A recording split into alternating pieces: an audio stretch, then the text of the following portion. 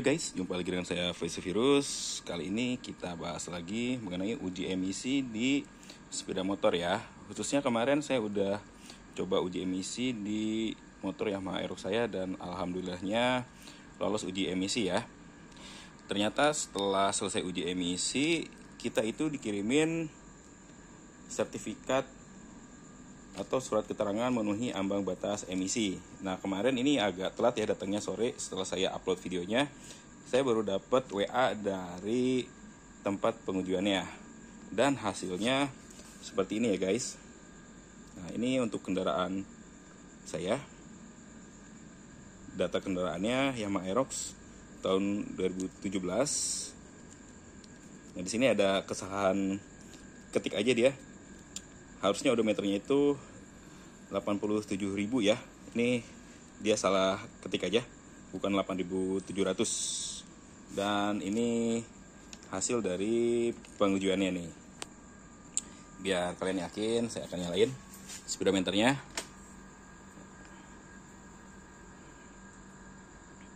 Nah, ini angkanya 87.000 ya. Sekarang udah 70.638 karena kan habis dipakai warawiri juga, jadi udah naik lagi ya. Dan di sini kalau kita perhatiin ya, parameter pengujiannya seperti ini nih. Ada nilai ambang batas yang diukur agar bisa lolos uji emisi. Kalau di sini kita bisa lihat temperatur oli sebesar 70 derajat. Ini nggak ada nilai ambang batasnya.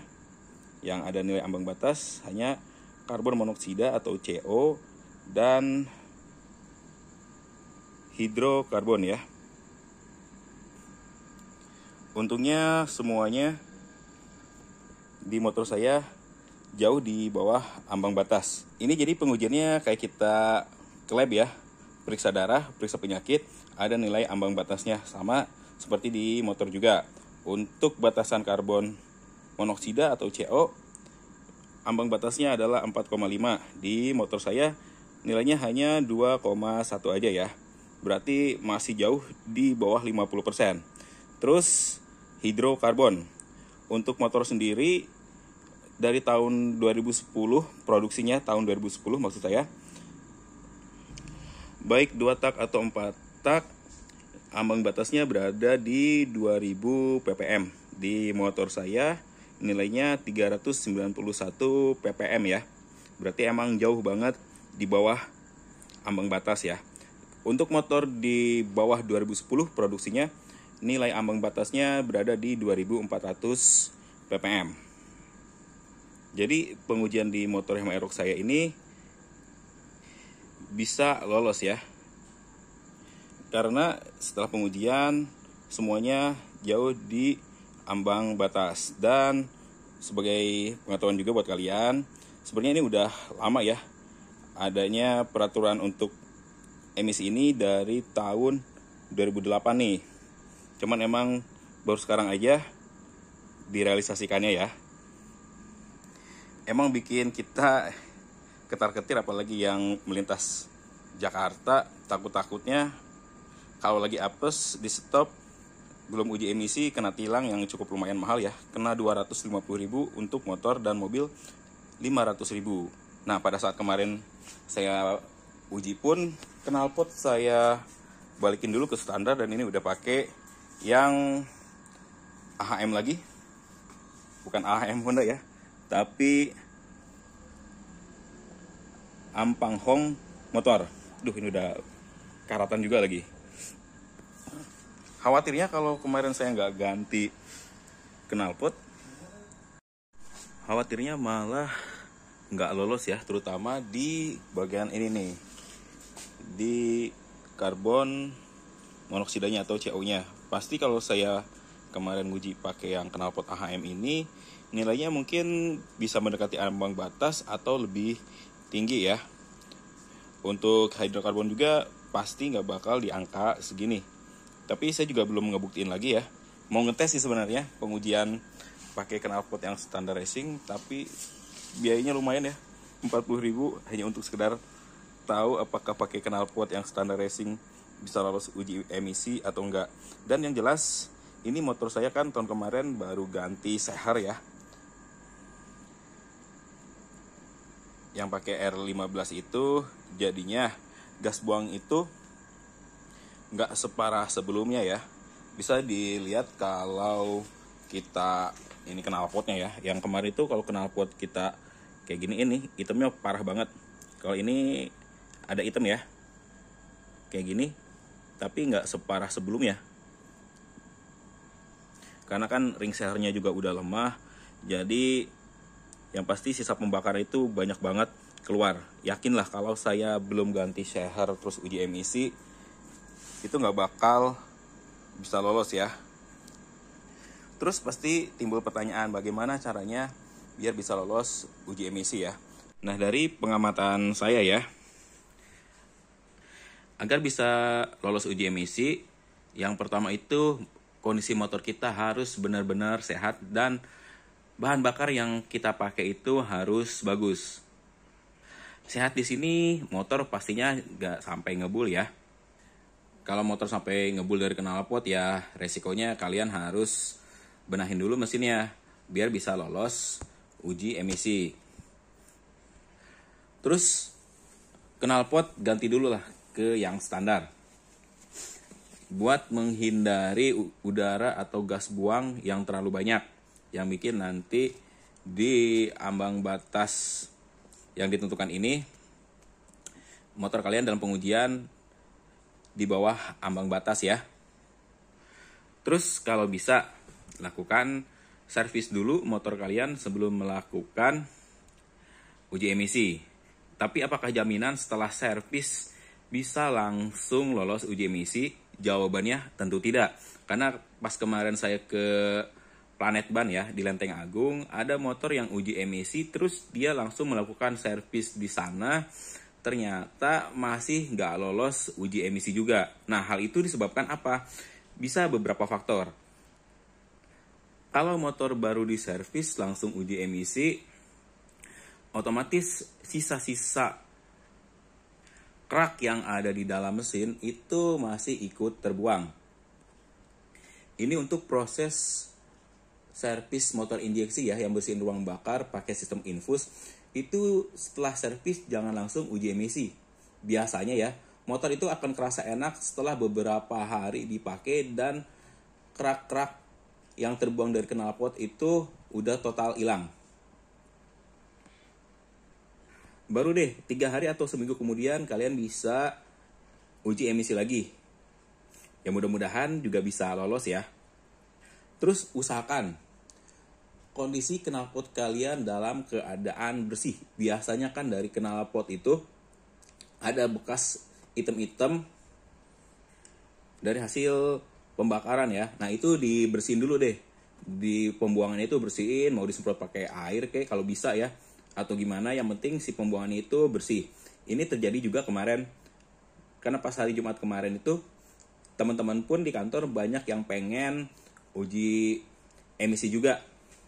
Karena daerah yang dia lewatin itu banyak razia untuk uji emisi ya.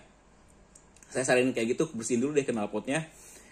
Kalau emang hitam dari lubang pembuangannya dibersihin biar bisa lolos uji emisi. Dan saya juga lakuin itu ya di knalpot saya sendiri. Karena kan udah lama banget saya nggak pakai knalpot yang standarnya itu. Terus terakhir pakai itu pada saat masih seher yang lama. Begitu dicolek bagian belakangnya, wah itu kotor banget.